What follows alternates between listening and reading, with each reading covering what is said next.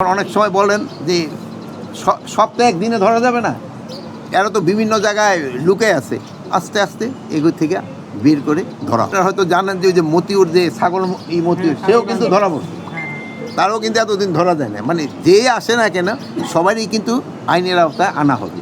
তাদের ধরেন ওই ফুটেজ আছে, আছে, তাদের কিন্তু ধরার চেষ্টা করা হচ্ছে, ডেইলি কিন্তু তাদের 2-1 জন করে ধরা পড়তেছে। আপনারা জানেন যে বাংলাদেশের কিন্তু আনসারের সদস্য সংখ্যা 60 লাখেরও উপরে।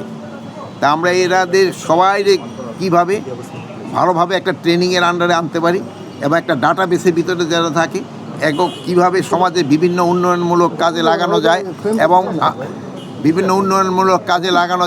এবং ইন টাইম অফ ক্রাইসিস এবং কীভাবে ডিপ্লয় করা যায়, এই সব ব্যাপারেই কিন্তু আমাদের আলোচনা হয়েছে।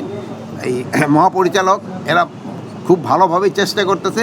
এই 60 লাখের উপরে কিন্তু প্রায় 61 লাখের মতো আনসার, এদের ট্রেনিংটা আরও কীভাবে ভালো করা যায় এবং এরা জনগণকে কীভাবে আরও বেশি সেবা দিতে পারে এই ব্যাপারে।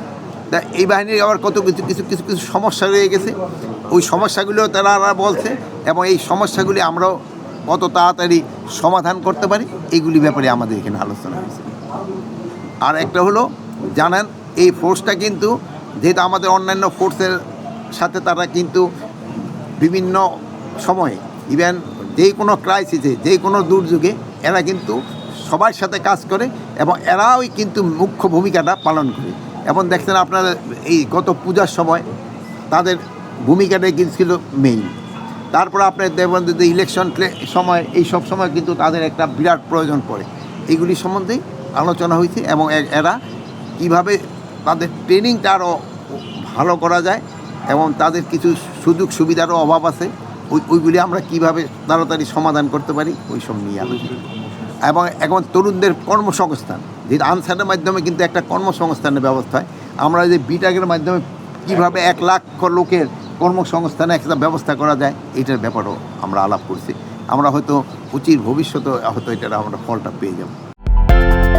বিদেশ থেকে প্রিয়জনকে উপহার পাঠান প্রবাসী শপের মাধ্যমে। যোগাযোগ করুন স্ক্রিনে দেওয়া নম্বরে।